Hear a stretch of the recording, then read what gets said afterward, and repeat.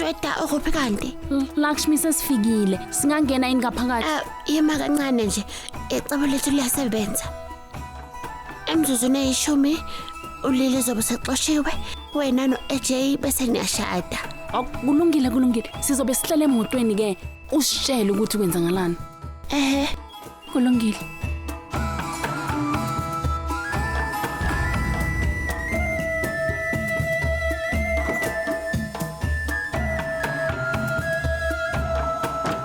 Hawu Jel, kwenzekeni? Uthe asimnikeze imizuzu eyishumi.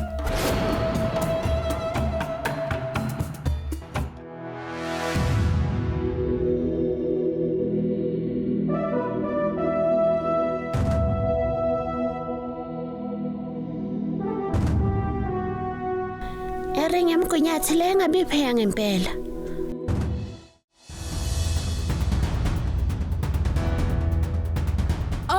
Uchaza ukuthi ulahlile indandatho. Ngabe vele uyidayisile.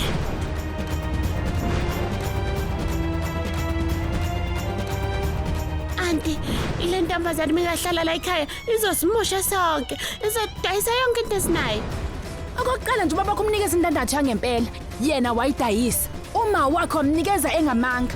Ngakho ke wonke umuntu uyazi ukuthi lo mndeni unamanga. Intombazane engakwazi nokugcina into ebaleka kangaka kweAJ. Izophatha kanjani leli khaya, umndeni wethu, amasiko ethu? Akasilutho. Intombazane engakwazi nokugcina into ebaleka kangaka kweAJ. Ngabe vele uyidayisile. Akasilutho. Ngakho ke ngabe vele uyidayisile. Uyazi ukuthi lo mndeni unamanga. Uchaza ukuthi ulahlile indandatho. Izosimusha sonke. Izodayisa yonke into esinayo. Akasilutho. Intombazane engakwazi nokugcina into ebaleka kangaka kweAJ.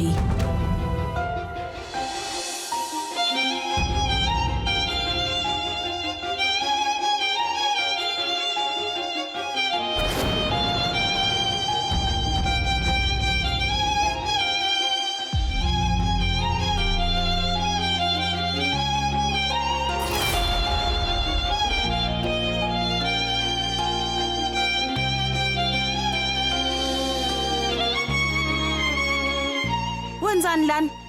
Futhi indaba ubamba isandla sami. Ubucabanga ukuthini? Ukuthi ngizela ukuzozibulala? Cha, akuyonto engingayenza mina leyo nto. Ngiyithathe kanjani vele yonke lento? Khohlwa yilokho. Futhi cabanga noma yini oyifunayo. Kodwa mina ngiyena umuntu ongavelayeke yonke into. Ngenxa nje yeinkinga ezincane ezikhona.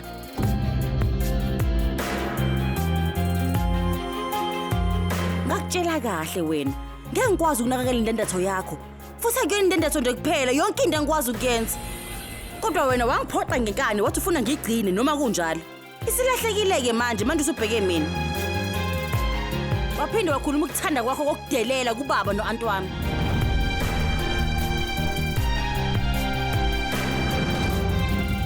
Imina olahle indandatho yakho ngithi manje akulungile ungasho noma yini ofuna ngisho kumina. Ngizokumela konke lokho. Kodwa ngeke ngikumele nakancane ukuthi wena udelela abazali bami.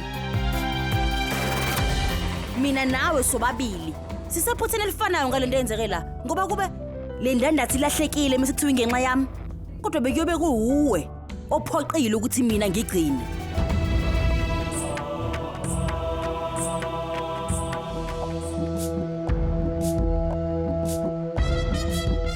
Sare, isikhathi esihle namzuzu omuhle lesi. Lilo uyaphuma, uShweta uyangena. Ngangisengivele ngikwazi mina lokho ukuthi anginayo inhlobo indawo emzini wakho. Kodwa ngihlisa umoya. Ngoba wena wakwazi ukuthi usize uRivati wami, ngakho ke mina ngase ngakuthembisa ke. Uyaqonda? Malume wonke umuntu uhlala ethi Lila wenza amaphutha amaningi ngabo wena. Kodwa ngokuthi wena ukhethe mina, yiphutha elikhulu lempilo yakho yonke osake walenza. Kumele ngize ngikutshele kangaki malume ukuthi mina angifuni inhlobo ukushada nawe. Kwanele. Ubuqinisile. Angeke ufike ndawo nalokho. Ulahlekelwe indandatho yami eyigugu. Kwakuyiphutha lami. Ucabanga ukuthi uzothatha umthwalo ngekhaya lami. Ngingahle ngibe nephutha. Kodwa ansara ngenza kanjani ukukhetha ongalungile kimi? Angaba kanjani nephutha? Yebo Abiram, ukukhetha kuwa Antara. Ukholo lwami alusoze lwaphazama. uNkulunkulu uqobo lwakho wanginika isibonakaliso sokuthi wena uzoshada noLila. Wakulinga uNkulunkulu. Manje ke le ndandatho sekuyisipho esivela kuye njengesibusiso.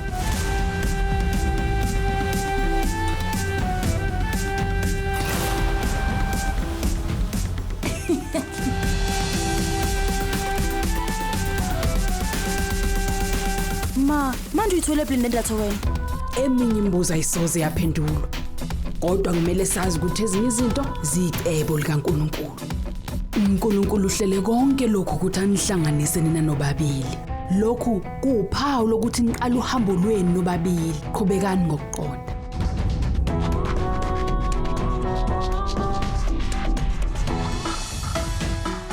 Asikho isidingo sokuya ndawo.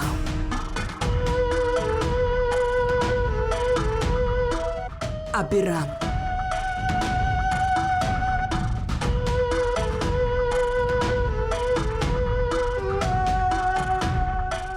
Lila, woza ngapha.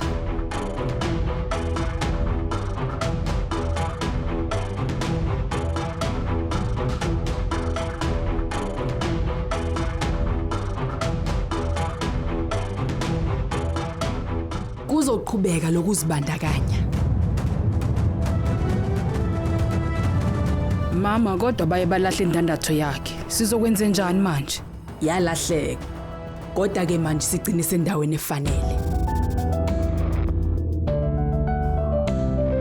Futhi ke manje le ndandatho isithola isibusiso. Manje nginesiqiniseko. Le ndandatho izoya kumakoti wami wakusasa.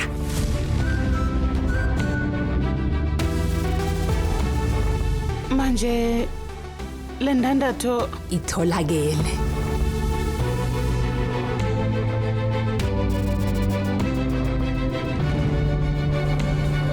Ungaphuthelwa ukuzibophezela ngo7 ntambama njalo ngomsombuluko kuya kuLesihlanu on yours truly zizonke sisonke DStv channel 169.